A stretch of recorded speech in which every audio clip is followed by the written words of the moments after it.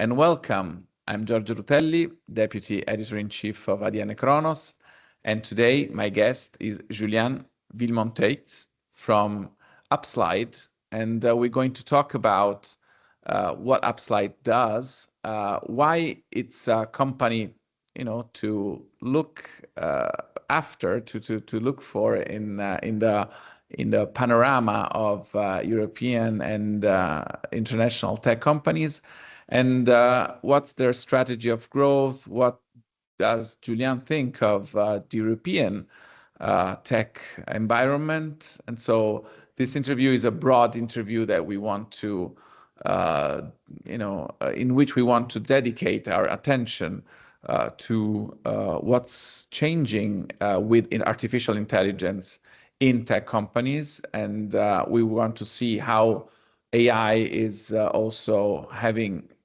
making very innovative companies change the way that they do their business, the way that they talk to clients, the way that they imagine their future.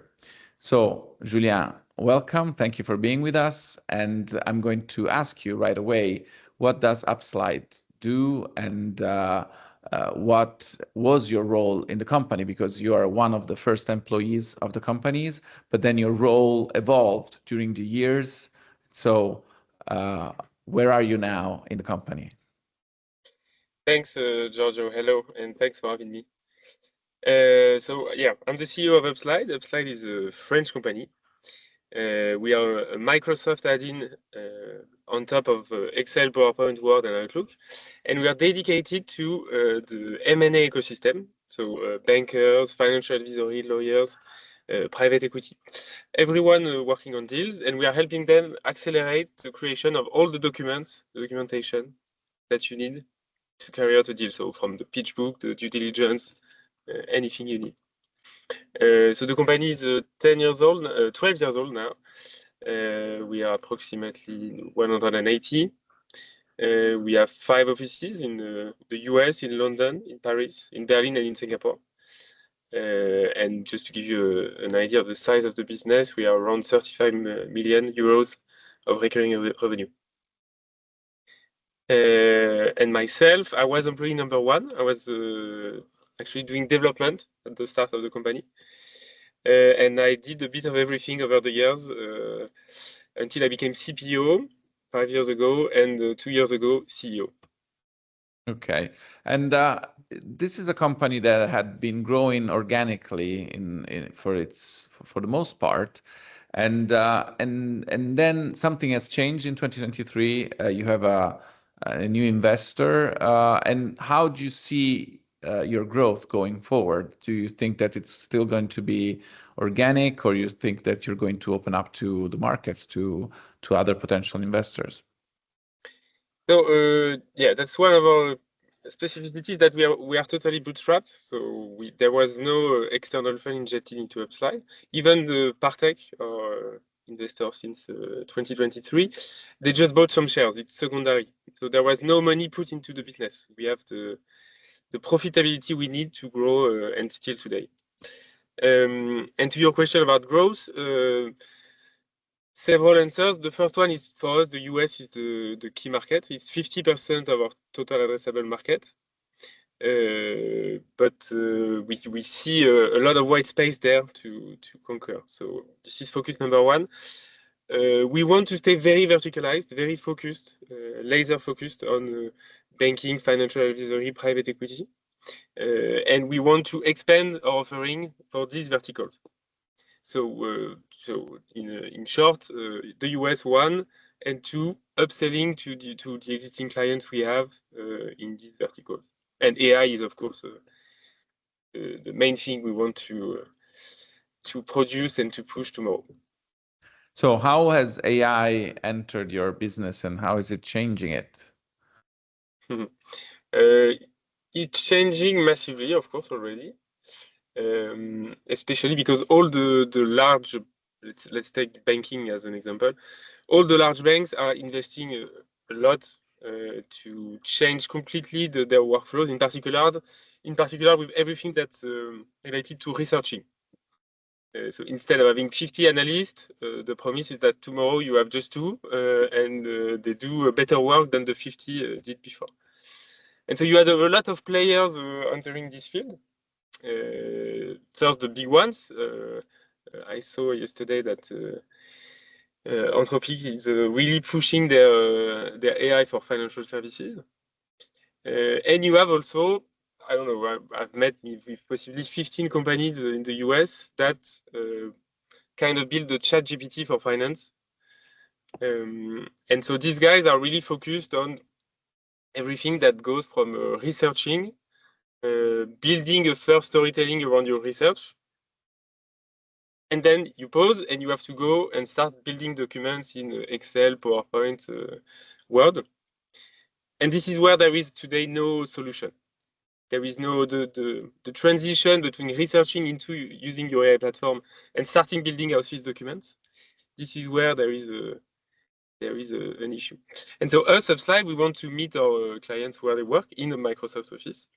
We want to help this transition from your ChatGPT for finance, whichever solution you use, and help you create the documents that are on brand. And the key thing we want to do as well is work on the reviewing side of things. Because if you look at this, if you look at the value chain of document creation, you start by researching, you create a first version of a slide, you iterate with your seniors to make it better, and then you send it to your own clients. With AI, we see that there will be more and more documents produced. It's likely that the quality of these documents will not improve or possibly decrease. And so the bottleneck will probably shift from being on the analyst, on the research side, to the reviewing side. Yeah. There will be no more, there won't be any more seniors tomorrow to Yeah. review. Yeah. So the quality, and this is something that we've all experienced, that once we ask some LLM, some chatbot for a result, the result is not optimal, but then maybe it's easier to put in a document and just send it. And sometimes you are faced with subpar documents. And it's something when, I don't know, maybe it's a news article that goes to some low quality website. It's a different thing when you're talking M&A, when you're talking maybe millions or billions of dollars, when you're talking about potential, the due diligence. Basically the due diligence process is something that has legal liability ramifications. So you cannot be too careless in that regard. And so this is where your company enters. This is where you want to, focus your attention in the moment in which managers do look at documents and do actually, touch on the essential parts of a deal. Exactly. So we are releasing an AI review module at the end of this year with stuff that's not AI, like a track change in PowerPoint, but stuff that are very much AI, and in particular a consistency check. So if you take the example of a due diligence, it's 200 slides, and often you touch on the same topic at several places in the document. For example, you will say that EBITDA in Italy is 3 million last year. And it's one of the difficult parts of building a due diligence is that every time the data changes, you have to manually check that every time you mention EBITDA, you say the same thing, the exact same thing. And AI, of course, will be is very capable of doing this and will do it very well. Yeah, so because this I think that consistency check will be a massive game changer for because due I think diligence. also the big thing now is that if you just give your documents or your data to any chatbot, you might build some kind of knowledge of what you're dealing with. So the chatbot starts learning from you, but it's a long process. It takes time. And sometimes outside data enters the documents because the LLM picks up stuff from its own training from elsewhere. So I think a big issue with companies is how to create a fence around the material and the documents also for, of course, NDA reason, for non-disclosure reasons, for market sensitive documents that do not, that must not enter the stream of open, let's call them open models. They're not open, but I mean, you don't know where where the border is. So I think that this is very interesting to the future of enterprise solutions in AI are made of companies like yours that provide a service that is vertical and that is also maybe there's a wall around it that also gives some sense of security to and safety to the people that use it. Exactly. No, it's a good summary. And the other thing we think will change is this will take longer, and we want to take a part in it, is the way you interact with software, simply. Will you, if you take the example of PowerPoint, will you keep clicking on all these buttons tomorrow? I don't think so. I think you will talk to your computer and it will do it for you. So we are starting to build a component of this big system. Multimodal. Yeah, multimodal exactly. approach. Instead of I don't know, you have a slide, you need to remove the column number 2. Instead of doing 20 clicks, just ask your computer to do it. Ask PowerPoint to do it. So that's the longer game for us. And so this is a very competitive landscape, as we talked about. What is your strategy to keep the competitors away or at a different stage? Well, it's a combination of things. First, stay very verticalized and stay very close to our customers. We have now, after 10 years, we have a very good customer base. We know them very well, and we want to co-construct the future with them. B is AI, and I think the focusing on this reviewing step is really unique to us, and I think we'll be first to market with AI features that will actually create value tomorrow, not in a year, really tomorrow. And the third thing for us, and possibly one of the most important, is the service layer on top of the product. In our game, if you succeed in the rollout project, you're here to stay. You will stay 5-10 years, assuming your product evolves and everything goes fine. But this is really the key step in succeeding. And so we are really investing a lot in our CSM function, in our support function, in our professional services function, so that when we roll out the software, everything is perfect from day one. Okay. Talking about your product, you've been Chief Product Officer of UpSlide, and now there's an Italian at the job that you used to have. This can enter also a broader discussion on Europe, on the fact that you have European roots. A lot of people working at UpSlide come from Europe. And so now you work all over the world. So you work in Asia, in the US. So how do you see your European footprint inside the company, and also when you project it outside? Is that a strength? Is that a weakness? Do you see the European, this is what we are really interested in here in Azienda Kronos, is to also explore the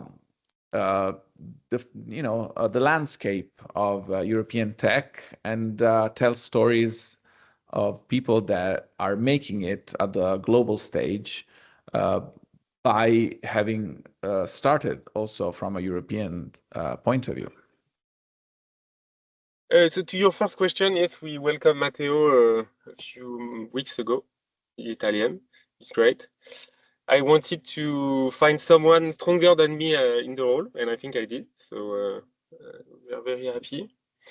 And yeah, we appointed him because we needed someone with a multicultural background, proven experience in SaaS B2B in a product leadership capacity. and it will focus on accelerate product innovation and especially on AI.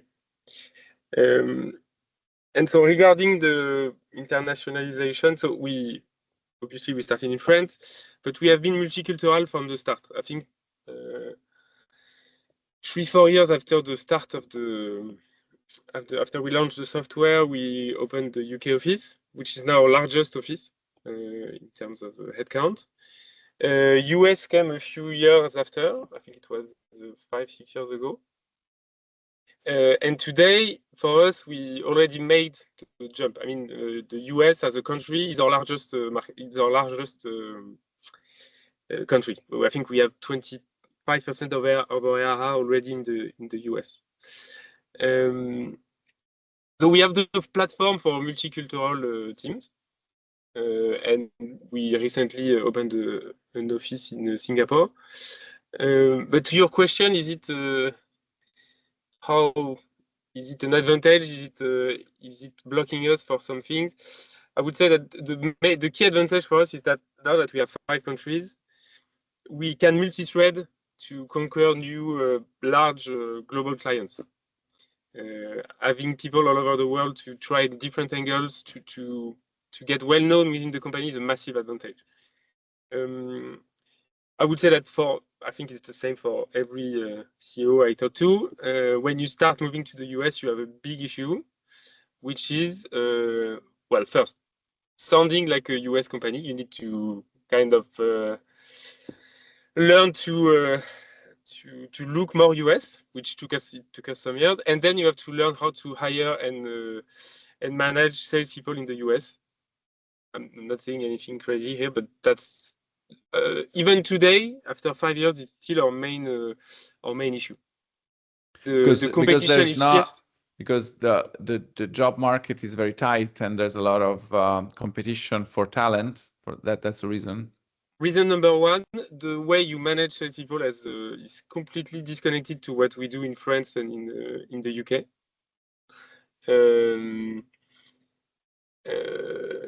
Yeah, that would be the 2 reasons. Plus everything that's lost in translation between the Atlantic. Even when you talk London, New York, it's also very impressive. And so it takes us a lot of traveling. It takes us a lot of trial and error in recruitment as well. But it's definitely worth it for us. But do you see that the European job market is like people working for your company coming from Europe are usually tend to stay longer. There's less churn. There's less. While in the US, there's a lot more mobility, which also is something that, yes, now that you talk about it with me, probably as an Italian, it's again, it's a different mentality. And in Italy as well, companies tend to favor people that an environment that has people staying longer, as long as possible inside companies. And people on the other side do see this as a value, as an added value, the fact that you can actually grow in a company without leaving it.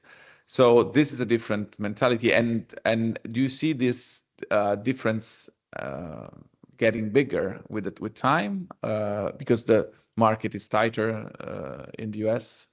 So the angle we took is to play with our strengths. And so in the US, actually, we have a very good tenure.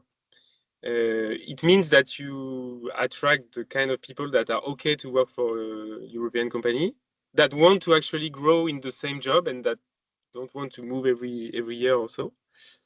But then it also reduces the available pool of talent.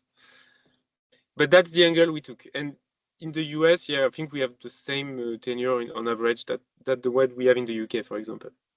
Okay. And so now let's talk about the future. So you have been, that we'll be talking about AI. So how is AI going to change your job and your company in the next year or two? It's useless to say 5 years. Nobody knows what's going to happen in 5 years. Thank you for not asking this. And also the question of the market. So where you see your company growing more in the US because it's much more of a probably a dynamic market, but at the same time, it's again probably more difficult, more frothy, as they say. So it's difficult probably to do some planning that we are used to do in Europe.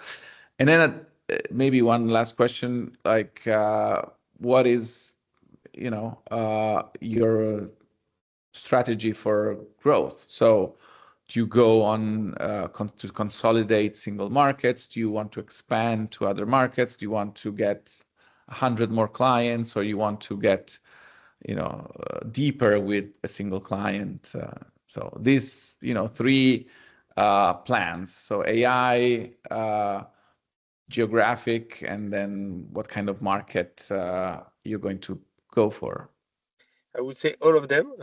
We have the luxury of, we can do everything. We have the white space to say next year, let's focus on getting these 100 logos that we don't have in our core vertical. We are also experimenting with expanding slightly our verticals, in particular with the financial divisions of big corporates, because it's a standard when you work in M&A or financial advisory to ultimately go to a PE shop or possibly go to a big corporate. And when you do that, you take UpSlide with you. So working on improving this kind of flywheel effect is also something we're working on. And then, of course, AI. If this is successful, this is a game changer for us and a massive accelerator.